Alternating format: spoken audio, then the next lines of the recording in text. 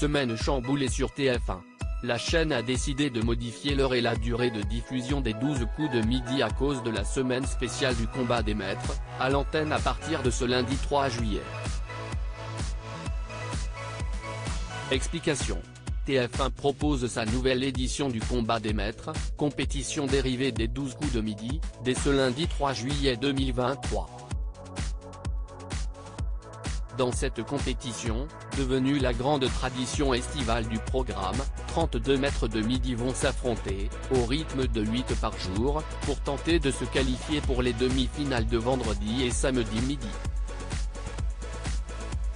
Pour mettre à l'honneur le retour de tous ces grands champions, ayant marqué l'histoire de l'émission, la Une a décidé de changer la programmation habituelle du jeu de Jean-Luc Reichmann. Le combat des maîtres 2023, à quelle heure va être diffusée la déclinaison des 12 coups de midi sur TF1 ? Comme les téléspectateurs se plaisent à retrouver leur chouchou, TF1 a décidé d'offrir une petite rallonge à son programme quotidien phare.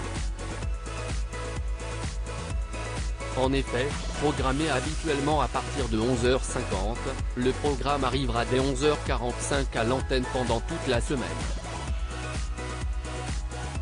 Une petite rallonge de 5 minutes, non négligeable pour permettre à Jean-Luc Reichmann de laisser libre recours à son inventivité, créer des happenings délirants ou encore prendre des nouvelles des candidats. Et de façon inédite, le samedi 1er juillet et le dimanche 2 juillet seront diffusés 2 numéros de l'émission quotidienne suivant le parcours de Céline. Le premier sera diffusé dès 10h40.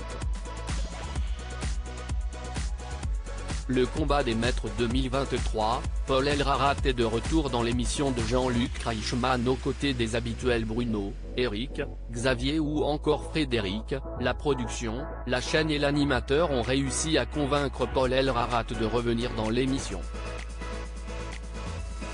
Absent du plateau des 12 coups de midi depuis plus d'un an, le jeune surdoué est de retour pour concourir face au redoutable plus grand maître de midi du programme. Ce mercredi 28 juin, le jeune homme a d'ailleurs déjà passé une tête pour célébrer l'anniversaire des 12 coups de midi. Un peu brouillé avec Jean-Luc Reichmann, le candidat et le présentateur semblent avoir eu une franche discussion et s'être réconciliés. Une bonne nouvelle pour eux, mais aussi pour les téléspectateurs qui n'ont jamais oublié l'extraordinaire parcours de Paul dans le jeu de TF1.